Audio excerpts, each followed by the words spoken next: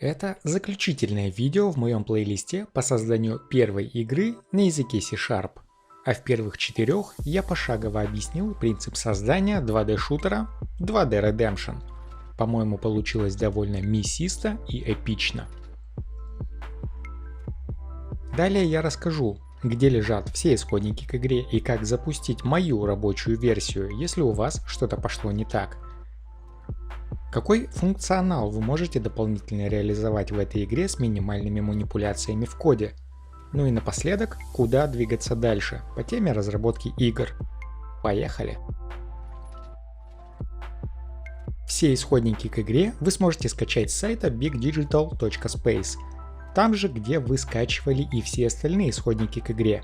Ссылка на эту страничку также есть в описании под этим видео.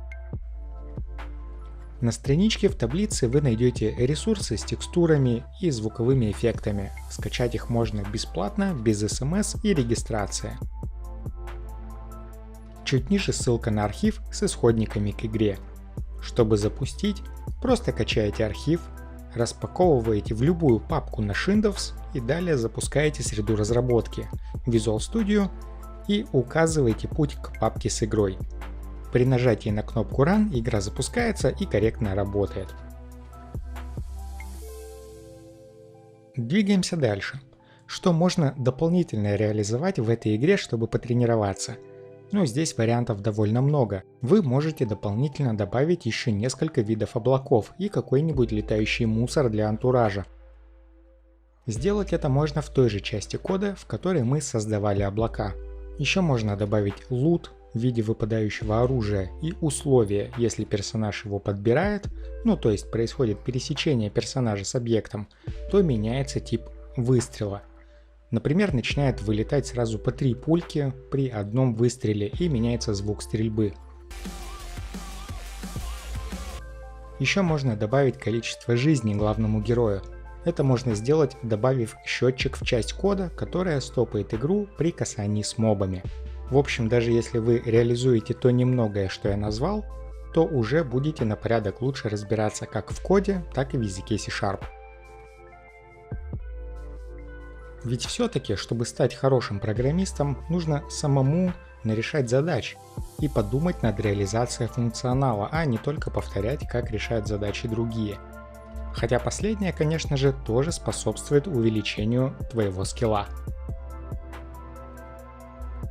И как было обещано, пара комментариев на тему того, куда двигаться дальше в плане разработки игр. Во-первых, следует отметить, что мы лишь только очень поверхностно коснулись создания игр. Игра из этого плейлиста примитивна и была направлена лишь на то, чтобы получить базовое представление о языке программирования C#.